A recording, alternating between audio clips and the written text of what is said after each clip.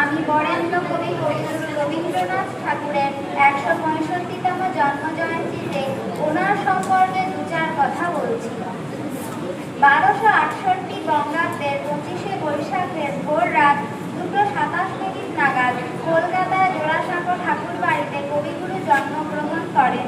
তিনি ছোটবেলা থেকেই ঠাকুর বাড়ি থেকে প্রকাশিত ভারতী ও বালক পত্রিকায় নিয়মিত লিখতেন। তার ভালো বিশ্ববিখ্যাত লেখক হয়ে ওঠার রহস্য কি হলো?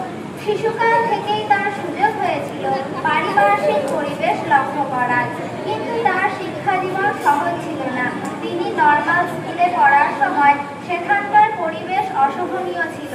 রবীন্দ্রনাথ ঠাকুর ছোটবেলা থেকেই সূক্ষ্ম রুচিবোধ নিয়ে বড় হচ্ছিলেন, কিন্তু তার সহপাঠীদের কটু কথার জন্য তিনি ক্লাস ব্যতীত অন্য কোনো সময় ক্লাসে থাকতেন না।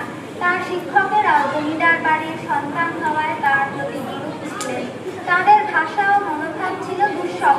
তিনি ভালো পড়াশোনা করলেও তাকে তারা যথাযথ নাম্বার দিতেন না। কিন্তু যতই জঞ্জাল দিয়ে রক্তকরবীকে আড়াল করার বাসনা হোক, সে তো সম্ভব নয়।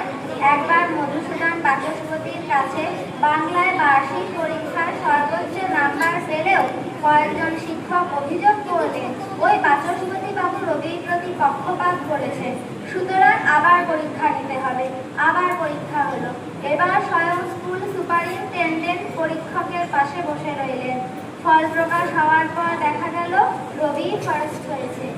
আজ আমাদের প্রিয় রবীন্দ্রনাথ ঠাকুরের জীবনের এক অজানা সময়ের কথা বলতে গিয়ে আমার মনে হয়েছে এর সঙ্গে আমাদের বিদ্যালয়ের বর্তমান পরিস্থিতিরও কিছুটা মিল রয়েছে। সময় বদলালেও শিক্ষার্থীদের অনুভূতি, মানসিক চাপ ও তাদের কথা বোঝার প্রয়োজন আজও সমানভাবে গুরুত্বপূর্ণ। তাই এই অংশটি আমার কাছে শুধু সাহিত্য নয়, বাস্তব জীবনের একটি প্রতিচ্ছবি বলে মনে হয়েছে।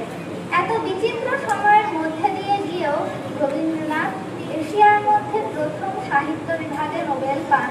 তার কথা কাহিনী, সহজ পাঠ, রাজর্ষি, ডাকঘর প্রভৃতি রচনা শিশু কিশোর মনকে আবহমান কাল ধরে আলোড়িত করে আসছে এবং ভবিষ্যতেও করবে, একথা আমরা সবাই বিশ্বাস করি। ১৯১৩ সালে সং অফারিং বা গীতাঞ্জলির জন্য রবীন্দ্রনাথ ঠাকুর নোবেল পুরস্কার পান। ১৯১৫ সালে ব্রিটিশ সরকার তাকে সম্মানসূচক নাইট উপাধিতে ভূষিত করেন। তখন তার নামের আগে স্যার অর্থাৎ স্যার রবীন্দ্রনাথ ঠাকুর বলা হতো।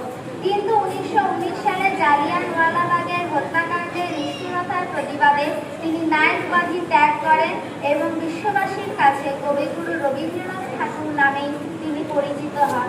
রবীন্দ্রনাথ ঠাকুরকে বিশ্বভারতীর প্রাক্তন উপাচার্য স্মৃতিমোহন সেন কবিগুরু উপাধিতে ভূষিত করেন ১৯০০ দশকের প্রথম দিকে। ১৯০১ সালে ব্রহ্মবান্ধব উপাধ্যায় তাকে বিশ্বকবি নামে অভিহিত করেন, আর ১৯১৫ সালে মহাত্মা গান্ধী তাকে শান্তিনিকেতন পরিদর্শনের সময় গুরুদেব নামে ডাকেন। দুটি স্বাধীন রাষ্ট্র ভারতবর্ষ ও বাংলাদেশের জাতীয় সঙ্গীত এই মহান ব্যক্তিত্বের রচনা। তার জন্মদিনে তার সম্পর্কে কিছু কথা স্থাপন করে তাকে আমি আমার শ্রদ্ধা জ্ঞাপন করলাম। নমস্কার।